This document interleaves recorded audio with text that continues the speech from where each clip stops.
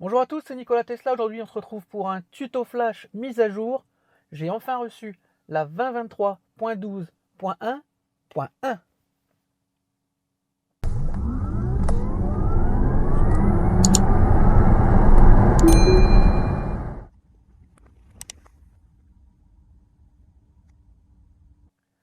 Alors, vous avez vu, hein, j'ai mis un petit peu de temps à avoir la mise à jour. Je sais que vous étiez nombreux à attendre le tuto. Mais en fait, je suis passé directement à la .1.1, donc une version soi-disant corrective de bug. Je ne pourrais pas voir la différence puisque j'ai pas eu celle d'avant. Néanmoins, ça reprend toutes les fonctions de la version précédente, de la .1. Donc on va vous les présenter.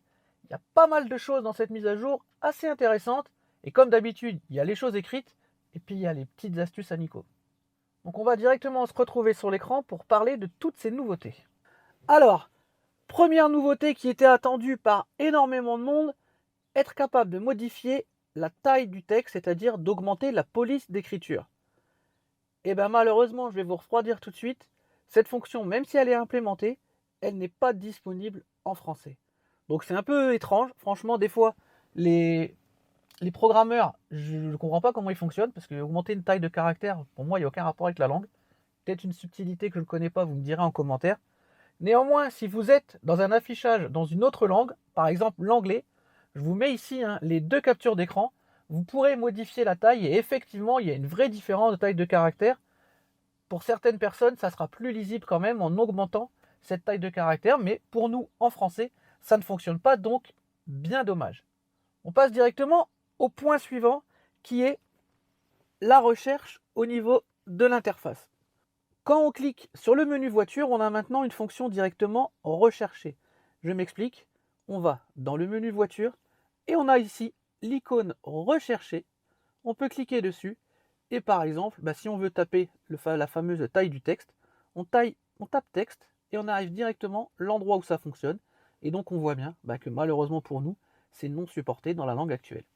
Mais on a l'endroit où c'est, et si on clique dessus, on arrive directement dans le menu en question. Donc là, il faut naviguer un petit peu et on le trouve ici, taille du texte. Donc, nouveauté, c'est qu'on a le petit icône recherché. Et d'ailleurs, on va en parler tout de suite. Autre nouveauté, justement, dès que vous avez quelque chose de nouveau dans le menu, ça vous est indiqué par une petite écriture nouveau à chaque fois qu'il y aura quelque chose qui aura été ajouté par cette mise à jour. Ça, c'est plutôt pas mal parce que parfois, on passe à côté de certaines choses. Autre nouveauté qui va se passer au niveau du menu navigation, avec plein d'informations maintenant, vous allez voir, on va vous montrer ça, et notamment les points d'intérêt maintenant qui vont être illustrés en photo. Il y aura aussi les commentaires, les heures d'ouverture, etc. Un petit peu comme vous avez quand vous tapez dans Google et vous tapez une adresse de quelque chose, vous avez ça qui apparaît. Là, on aura ça directement dans la voiture. C'est plutôt sympa. On se retrouve sur l'écran pour montrer ça. Donc, vous voyez sur la carte ici, on a les petits points qui sont les points d'intérêt. Je vous rappelle qu'on peut supprimer ou remettre en appuyant sur l'icône point d'intérêt. Maintenant, quand vous cliquez dessus, vous allez avoir directement en fait les informations qui vont s'afficher avec des photos du lieu. Donc ça, c'est plutôt super sympa, ne serait-ce que pour se repérer en fait, mais ça peut donner une idée d'un endroit où on veut aller. On a les avis sur le lieu, donc ça c'est super sympa. On a aussi les horaires, bien sûr l'adresse, directement la distance. Et quand on clique sur montrer plus, ça va ouvrir en fait directement la petite page qui est en dessous, parce que voilà, vous avez vu, là il y a plus d'informations. Donc ça c'est exactement en fait comme dans Google, mais on l'a directement sur l'appli de navigation, et ça c'est plutôt pas mal. Autre nouveauté super intéressante, on a directement en fait la distance à laquelle on est, et ça on ne l'avait pas avant, donc ça c'est plutôt pas mal. Et quand on clique dessus, ça nous envoie avec notamment les photos du point d'intérêt. Là c'est Amiens, donc tout ce qu'il y a à visiter sur Amiens, et on peut aller à la navigation. Autre nouveauté de cet écran aussi, ça se passe au niveau de l'icône des superchargeurs. Maintenant, tout est résumé directement. On peut voir la puissance, on peut voir le tarif, la distance, et on voit directement combien de stèles sont disponibles. Donc ça, c'est plutôt pas mal. Et en plus, quand on clique maintenant sur le superchargeur, on a ici directement, et ça vient plus masquer un peu la carte, les horaires d'affluence, à quel endroit où on est, et les tarifs en fonction des horaires, le nombre de bornes, et aussi encore les photos des points d'intérêt. Donc là, on a le superchargeur d'Amiens. Donc on retrouve les photos, je vous rappelle, le gigatelier avait eu lieu à cet endroit. Et toujours aussi, Alors quelque chose qui existait déjà, mais maintenant qui est beaucoup plus clair à comprendre. On a les installations qui sont à proximité. Par exemple, si vous cherchez les restaurants qui sont autour du superchargeur, vous pouvez cliquer sur restaurant et il va vous afficher directement tous les restaurants qui sont autour du superchargeur, symbolisés par des petits symboles A, B, C, D, E, etc. qu'on retrouve sur la carte A, B, C, D, E. Donc là, vous avez le nom des restaurants et quand vous cliquez sur le petit icône sur le côté, vous avez encore la même chose, point d'intérêt, photo, avis, horaire, éventuellement téléphone si vous voulez appeler, vous pouvez lancer le navigateur, etc. Donc c'est super intuitif franchement, et ça c'est vraiment un gros plus. Moi j'aime beaucoup cette fonction, et ça simplifie les choses encore une fois, hein, c'est le but des mises à jour, et on a plein d'informations. Mise à jour suivante, le contrôle des applications directement avec la molette. Et ça c'est quelque chose qui avait été demandé depuis longtemps. En fait, vous savez, hein, on ne pouvait pas décrocher directement avec les molettes. Il fallait qu'on appuie sur l'écran et donc on lâchait les mains du volant et on regardait l'écran. Et beaucoup de monde en fait, et moi je sais que sur mes voitures précédentes, en fait j'avais cette fonction sur la commande vocale, quand j'appuyais je pouvais décrocher. Et bien maintenant vous allez voir, quand on reçoit un appel, grâce à la molette de gauche, on peut répondre. Vous allez voir, un clic à gauche on décroche, un clic à droite on raccroche. On vous montre ça tout de suite. Donc là j'ai reçu un appel et on vous explique, hein, molette de gauche on décroche, molette de droite on raccroche. Donc là je vais décrocher. Je coupe le micro hein, pour pas qu'on ait l'écho. Mais là on a décroché, et si on veut raccrocher l'appel, on clique à droite. Donc ça c'est une fonction toute bête mais vraiment hyper pratique. On décroche, on raccroche et on n'a pas besoin du tout d'aller regarder l'écran et de bouger. Ça c'est franchement c'est super. La mise à jour suivante, je vais la sauter volontairement pour la garder pour la fin parce que c'est le plus gros de cette mise à jour. La fameuse personnalisation de la molette. Vous allez voir, il y a beaucoup de choses à dire. Donc on va passer à la mise à jour suivante qui est un petit signal sonore au niveau des changements de rapport. Donc en fait, un petit peu à l'instar de la Model S et X, les nouvelles, hein, où maintenant vous savez on doit swiper sur le côté pour passer les rapports et on entend un bruit. Et en fait maintenant, on peut entendre ce bruit. Au moment du changement de rapport, vous allez voir, donc ça se passe dans le menu contrôle sécurité, donc on a tout en bas signal sonore au changement de rapport, et d'ailleurs vous avez vu le petit icône nouveau, hein, pour montrer que c'est quelque chose qui n'existait pas avant. Quand vous allez passer votre rapport, vous avez entendu le bruit? Je repasse en marche arrière, c'est pas le même bruit. Je me mets en neutre, vous avez vu? Et si je me remets au point mort, voilà. Donc on a les bruits qui nous indiquent, je vais enlever la ceinture, hein, c'était pour que vous n'ayez pas les bips. On a les bruits en fait qui nous indiquent qu'on a passé un rapport. Alors ça peut être pratique parfois dans certaines situations où on ne sait plus trop si on a engagé ou pas le rapport. C'est déjà arrivé moi que j'accélère et qu'en fait j'avais pas le rapport parce que je pensais l'avoir engagé. Là maintenant on va entendre qu'il est engagé. Mais si jamais ça vous plaît pas parce que vous n'avez pas envie d'entendre de bruit, vous pouvez toujours le décocher au niveau du menu. Donc j'aime bien ce genre de fonction où vous n'êtes pas obligé de l'avoir. Ça apporte un plus, mais pas obligatoire. Moi je trouve ça très bien. On passe à la fonction suivante. Maintenant en fait, au niveau de la langue de reconnaissance vocale, vous n'êtes plus obligé d'être dans la langue de votre menu. C'est-à-dire que vous pouvez très bien être le menu en français et faire la reconnaissance vocale en anglais. En fait maintenant quand vous allez dans affichage, contrôle affichage, vous avez la langue de l'écran, mais vous avez aussi la langue pour la reconnaissance vocale. Vous pouvez changer cette langue. Et vous avez la langue pour la navigation. Vous pouvez changer cette langue. Donc voilà, il y a des gens qui préfèrent parler en anglais peut-être. Certaines fonctions apparemment fonctionnent un peu mieux en anglais. Enfin, la reconnaissance vocale est un peu plus efficace en anglais. Donc ça peut être utile. Donc on va passer au gros de cette mise à jour qui est la personnalisation de la molette de gauche. Donc en fait, on vous explique que grâce à la molette de gauche maintenant, vous allez avoir plein de commandes accessibles directement depuis la molette. Alors plutôt que de lire tout ce qui est écrit, on va aller dans le menu et je vais vous montrer. Donc ça se passe dans le menu contrôle, affichage, et vous voyez ici, hein, dans cette fameuse fonction nouveau, on a fonction de la molette. Donc soit par défaut, on n'a rien, tout simplement, comme on a d'habitude, soit par défaut, température, ventilation, luminosité de l'écran, enregistré à dashcam, mode accélération, donc confort ou moi sport, la caméra arrière, le dégivrage, l'allumage des plafonniers ou l'ouverture de la boîte à gants. On peut aussi sélectionner par exemple, donc là si je suis en mode aucun, on va faire ça par étapes, c'est plus simple. Quand je suis en mode aucun, sur la molette de gauche, si je reste appuyé, vous avez vu ici, j'ai un menu qui apparaît, qui est assez explicite. Si je clique vers la gauche, je quitte, tout simplement. Si je clique vers le haut, là j'ai rien parce que je suis déjà tout en haut, donc il faut que je fasse défiler vers le bas. Donc là j'ai accès à la température. Si je clique, je peux monter ou baisser la température directement. Menu, enfin molette de gauche, je reviens dans le menu. Ventilation, même principe, on peut monter ou baisser le niveau de ventilation. Luminosité, vous avez compris, on peut monter et baisser la luminosité. Enregistrer la dashcam, ça va directement lancer un enregistrement, ce qui peut peut-être vous permettre d'enlever l'icône ici pour gagner une place, on en reparlera après.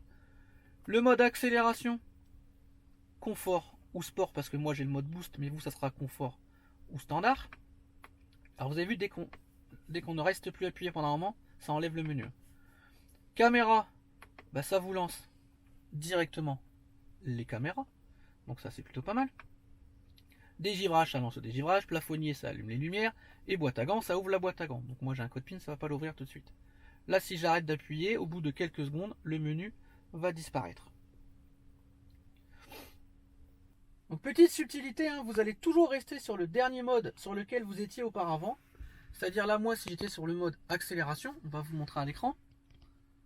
Quand je vais cliquer, je reviens directement sur le mode accélération. Je peux néanmoins revenir sur le menu pour changer et aller dans un autre mode. Mais en fait aussi, vous pouvez cliquer sur le demander à chaque fois. Et en fait, quand vous êtes sur le demander à chaque fois, quand vous allez cliquer, vous arrivez sur le menu de choix et pas directement dans le menu. Je m'explique, par exemple là, si je retourne dans mode accélération, donc je quitte. Quand je clique dedans, j'arrive pour choisir le mode. La dashcam, le mode, etc., etc. Mais si j'avais décoché à cet endroit-là, dès que je vais cliquer, je vais être directement dans le mode. Donc c'est la petite subtilité. C'est soit vous arrivez dans le menu, soit vous arrivez dans le mode que vous avez choisi. Donc c'est une petite fonction, je pense, qui va plaire à tous ceux qui n'aiment pas aller naviguer dans l'écran, qui sont un peu perdus. Là, tout se fait au niveau de la molette. Maintenant, on va parler des fonctions qui ne sont pas indiquées dans cette mise à jour. Et notamment au niveau de la molette, il y en a une qui va plaire à beaucoup de monde, mais qui n'est pas indiquée en tant que telle.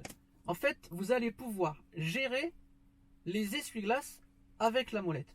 Je vous montre sur l'écran. Donc vous savez qu'on peut lancer les essuie-glaces en appuyant sur le bouton du commodo de gauche. Ça lance une fois les essuie-glaces. Et une fois que vous aurez fait ça, en balayant gauche et droite avec la molette, regardez, gauche et droite avec la molette, je change en fait la vitesse, le mode, je peux même les arrêter, je peux les remettre en mode auto, et au bout de quelques secondes, le menu va disparaître, et ça directement avec la molette, c'est super pratique. Petite nouveauté cachée, alors, pour certains, ça va paraître futile, mais comme d'habitude, c'est des petites fonctions qu'on a en plus qui sont assez rigolotes. Maintenant, quand la voiture est garée, vous pouvez la faire tourner dans tous les sens, vous pouvez même zoomer, et chose assez rigolote, c'est que quand on est dans cette fonction-là, si j'ouvre la porte, on peut voir l'intérieur de la voiture. Donc vous allez voir, alors il n'a pas vu que j'avais un intérieur carbone, je ne sais pas si vous avez vu, ni un intérieur blanc, bon ça vous le savez. Mais voilà, c'est un petit détail assez rigolo, on peut faire tourner la voiture, on peut zoomer, dézoomer, donc c'est assez rigolo, et dès qu'on relâche, la voiture reprend sa position. Donc ça c'est une petite astuce qui ne sert pas à grand chose, mais qui est assez rigolote. Par contre, nouveauté cachée, et qui là pour moi, moi j'adore parce qu'à chaque fois ça m'agaçait, on l'avait dans les anciennes versions il y a quelques temps, ça a disparu. C'est maintenant, quand vous êtes en musique, vous vous rappelez, on a la musique qui est ici, donc on a la ligne de lecture qui avance, et on n'a plus le temps qui reste, ni le temps écoulé, et ça c'est assez agaçant. Et bien en fait maintenant on l'a retrouvé cette fonction. Alors attention, c'est assez subtil. Je vous rappelle, petite icône ici, vous cliquez, vous récupérez les menus sur le côté, vous pouvez swiper pour avoir vos trajets, la pression des pneus et la musique. Là on est sur musique, mais si je me mets sur Spotify, donc je vais choisir une musique, peu importe laquelle, Voilà. Donc je vais baisser le son pour pas qu'on soit striké par YouTube. Donc il y a déjà deux petites nouveautés. La première, c'est que l'icône favori, ce n'est plus un cœur, c'est un plus maintenant. Bon, ça c'est un petit détail. Mais maintenant, la vraie nouveauté qui pour moi est super intéressante, c'est que quand on remonte vers le haut, et ben voilà, on a retrouvé notre temps écoulé et notre temps restant. Et donc, à moins que je ne l'avais pas vu sur les versions précédentes, mais sincèrement je ne pense pas, ils nous ont enfin remis ce temps écoulé et ce temps restant. Et ça, moi, personnellement, j'aime énormément. En plus, quand on a la barre qui est comme ça, vous me direz si vous avez la même impression que Théo et moi, mais je pense qu'ils ont changé un tout petit peu le coloris de la barre pour que ce soit un peu plus visible. Même si pour moi, avec mes vieux yeux, franchement, je préfère venir là et je vois le temps restant. La barre est plus grosse, etc. Donc là, pour moi, ça, c'est un vrai plus. Alors, petite nouveauté aussi, cosmétique, j'ai envie de dire. Alors, esthétique, hein, à chaque fois on me reproche cosmétique, c'est pas pour ça. Bah bon, c'est mon expression. La forme des icônes ici a changé. Hein. Avant c'était un vrai carré, maintenant il y a un petit arrondi. On a toujours accès au tutoriel Tesla. Alors, j'aimerais bien qu'ils rajoutent l'icône, hein, les tutos de Nico ici. Ça serait plutôt pas mal. Par contre, vous me direz en commentaire, mais normalement dans la note de mise à jour, il était indiqué, enfin en fonction cachée entre guillemets, qu'il y avait un accès à un manuel qui était ici dans les icônes, mais moi je l'ai pas. Donc dites-moi en commentaire si vous l'avez. Peut-être que c'est réservé au Ryzen. Ça me paraît étonnant, mais en tout cas moi je l'ai pas. Dans tous les cas, ce qui est réservé au Ryzen, vous l'avez vu, moi je l'ai pas ici, c'est Zoom. Maintenant Zoom est accessible en France. Ça ne l'était pas jusqu'à présent, donc maintenant ceux qui ont un processeur Ryzen pourront faire des réunions Zoom, en sachant que si vous voulez faire une conférence vidéo et audio, bah, ça sera forcément à l'arrêt. Conférence vidéo et audio forcément à l'arrêt. Par contre, vous pourrez faire apparemment des conférences audio uniquement en roulant. Donc ça peut être plutôt pas mal. Je pense aux commerciaux, etc. Ça peut servir. Mais disponible uniquement pour les Ryzen. On va revenir sur le menu des petites commandes parce qu'il a un petit peu changé. On va vous montrer ça. Vous voyez, donc ici on a toujours notre ligne de commande.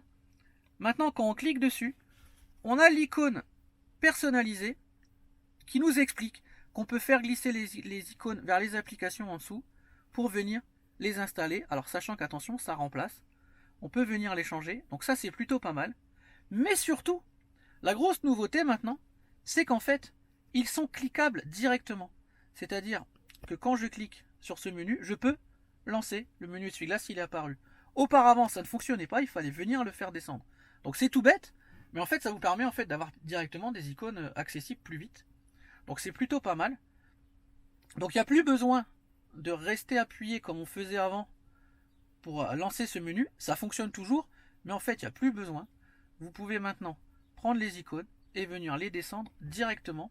Donc ça, c'est plutôt pas mal. Autre petite nouveauté, maintenant dans le menu recharge, on n'a plus la voiture qui apparaît en grand. On a maintenant directement l'écran qui apparaît là. C'est beaucoup plus précis hein, pour la limite, vous avez vu. On peut vraiment y aller de pourcent en pourcent, c'est beaucoup plus facile à manipuler. On a toujours quotidien et voyage qui apparaît. Il y en a certains qui ont que voyage, hein, ça dépend de votre type de batterie. Ici, ça, alors c'était déjà écrit, mais c'était pas écrit comme ça. Donc on a vraiment une différence et on a un résumé voilà, de la planification, la dernière session de recharge, etc. Donc ce menu aussi a changé. Maintenant, on va passer sur quelque chose qui existait déjà dans la version précédente, mais dont on n'avait pas parlé. Petit clin d'œil à Jérémy de la chaîne Tesla au niveau de ses pneus. Quand on va dans Entretien, on a ici la pression à froid qui est recommandée par Tesla. D'ailleurs, moi, vous avez vu, c'est pas écrit pression recommandée, c'est écrit pression personnalisée. Parce qu'en fait, vous pouvez aller lui donner une pression de pneu, vous allez dans Gérer, et en fait, vous cliquez sur Apprendre les pressions. Il va retenir les pressions que vous lui donnez, et c'est celles-ci qui vont apparaître. Vous allez me dire à quoi ça sert. Donc je vous invite à aller voir la vidéo de Xav et Jérémy, qui était une super vidéo, parce qu'en fait Jérémy lui a pris l'habitude de baisser un peu la pression de ses pneus par rapport au confort de ses passagers. Je vous rappelle qu'il est taxi, mais du coup sur son écran il avait toujours une indication pression de pneu basse, donc c'était un peu pénible. En faisant ça, il n'aura plus cette information de pression de pneu basse. Donc voilà pour ce tuto flash un peu long j'avoue, mais depuis Noël je crois que c'est la mise à jour qui a apporté le plus de choses.